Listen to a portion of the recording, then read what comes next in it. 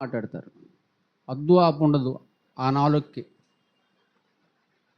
అందుకే శాంతి సమాధానాలు లేక ఎప్పుడు గొడవలతో గజిబిజి గందరగోళం ఉంటుంది వాళ్ళ బతుకు. నెమ్మది లేని బతుకు. లక్షల కోట్లు ఉన్న నెమ్మది ఉండదు. నిన్నే ఒక కోటేశ్వరాలు ఫోన్ చేసి ఏడుస్తుంది ఫోన్లో, ప్రార్థన చేయి ఎలీషా అని. కోటేశ్వరాలు 5 ఫ్లోర్ అపార్ట్మెంట్ వానరామ, ప్రార్థన చేయి ఎలీషా. నెమ్మది లేదంట. కారణం నాలుక.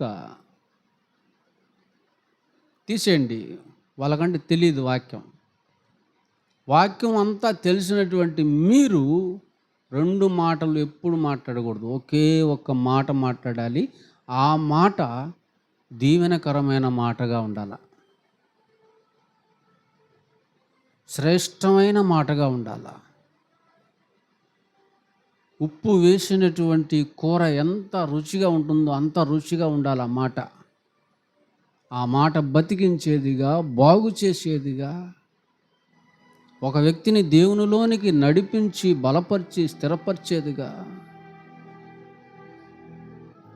కుటుంబాలను కట్టేదిగా, జీవితాలను కట్టేదిగా, మార్చేదిగా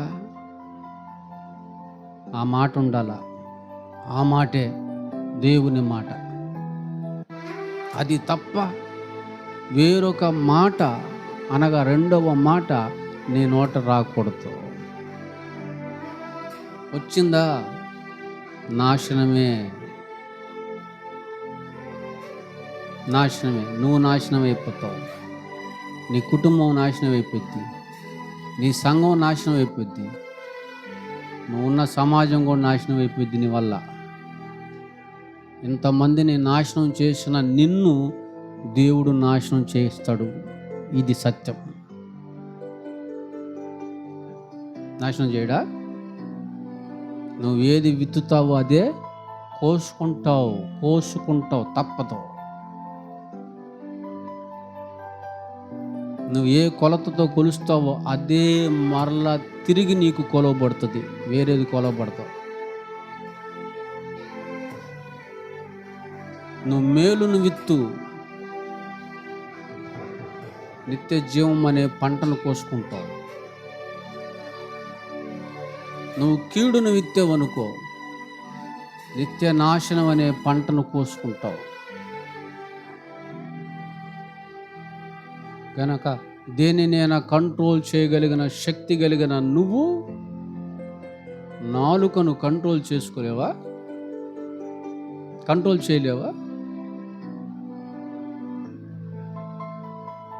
అసాధ్యం.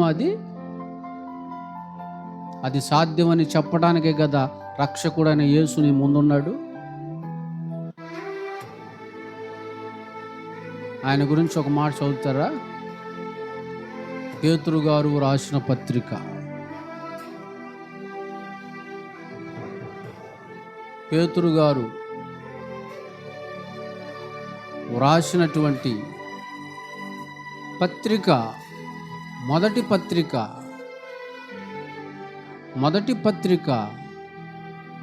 22 ఆయన పాపము చేయలేదు. ఆయన పాపము చేయలేదు.